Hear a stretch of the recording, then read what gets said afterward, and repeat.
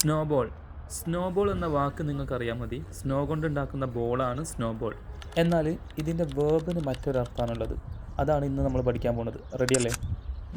ചെറിയൊരു കാര്യം പെട്ടെന്ന് വളരുക, അതാണ് സ്നോബോൾ വേർബായിട്ട് വെക്കുമ്പോൾ അർത്ഥം കിട്ടുന്നത്. നമുക്ക് നോക്കാം ഉദാഹരണങ്ങൾ. The small argument snowballed in to a big fight. ചെറിയ വാദം വലിയ വഴക്കായി മാറി. One unpaid bill snowballed in to serious debt.